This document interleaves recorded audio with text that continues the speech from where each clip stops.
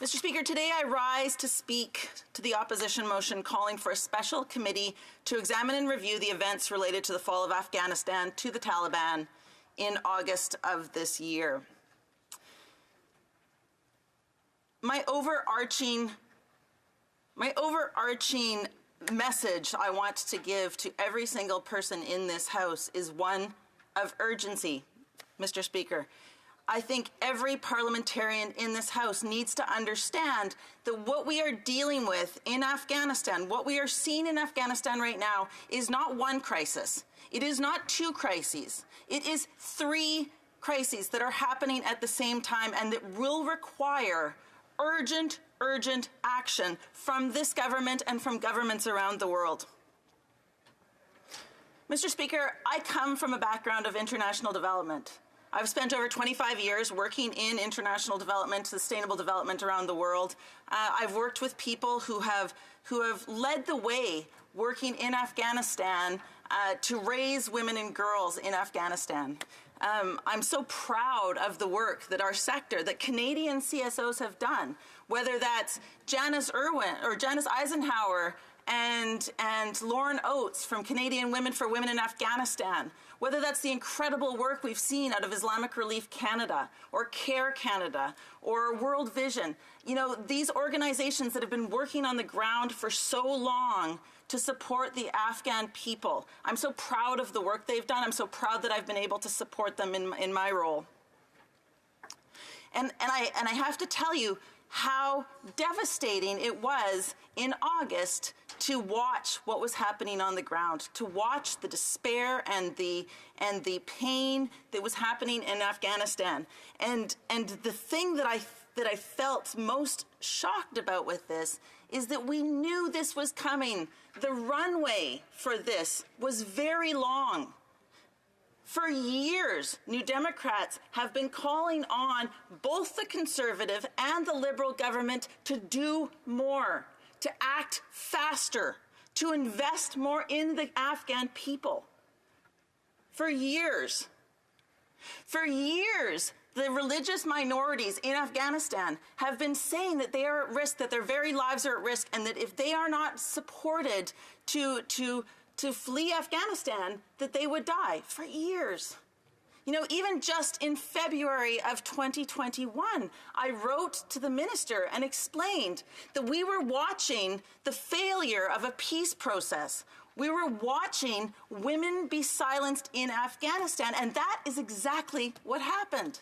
You know, we wrote to the minister and said that when the U.S. leaves Afghanistan, as we know they are going to because they have told us they are going to, what is going to happen is going to be chaos. And do you know what, Mr. Speaker? It was chaos. We saw this coming. We knew it was going to happen. And then when it happened, instead of being ready, instead of having a plan, instead of doing the work we needed to do, we left those people behind. Mr. Speaker, we should be ashamed of ourselves. This government should be ashamed of itself. But knowing all of that, we also know that what we need to do is we need to think of a way forward. We can't turn back the clock on what was the failures that this government had. We can't go back in time. So we do have to look at going forward. We do have to look at what to do about these three crises right now. So first of all, there is the humanitarian crisis. There are 23 million Afghans, more than half of the population, that are at risk of starvation this winter. The situation in Afghanistan is dire, with the economy on the verge of collapse, food shortages, and a crumbling healthcare system. The latest United Nations humanitarian response flash appeal is currently deeply underfunded, with only 20% of the required assistance committed. The government of Canada simply has to do more to help the people of Afghanistan who are facing these food crises. We must commit to more humanitarian aid, and we must work with the multilateral and civil society organizations to ensure that the aid can get to those Afghans who need it the most. And this is complicated. This is going to be very difficult to do, but we have to do this work. We know that there is anti-terrorism legislation that makes it extremely hard for CSOs and multilateral organizations to work in Afghanistan. But the government needs to be clear. They need to make very, very clear declarations on what CSOs can do, how they can do it, how they will be protected to do the work. The government will have to look at opportunities to get health care to Afghans. And that, well, we don't in any way want to recognize any legitimacy of the Taliban to be the government of Afghanistan.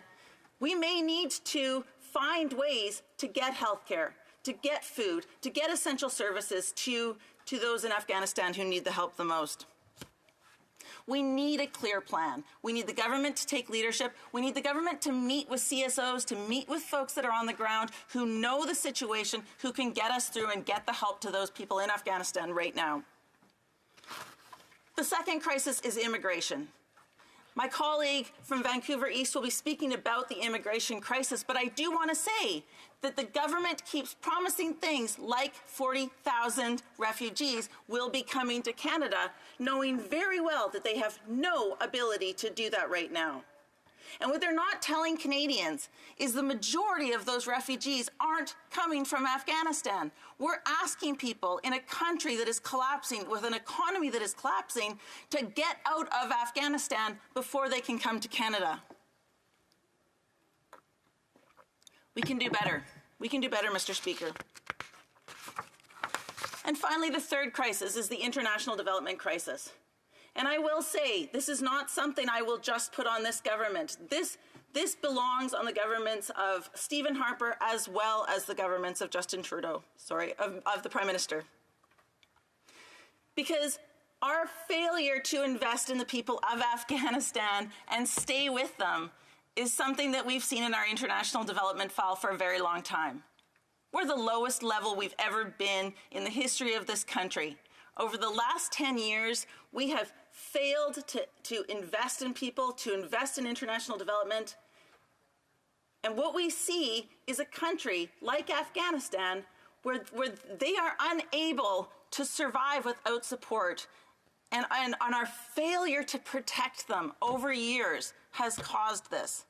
Our failure to invest in them, to work with our allies, has caused this. So I call on this government to recognize we have a humanitarian crisis, we have an immigration and refugee crisis, and we have an international development crisis unfolding in Afghanistan right now.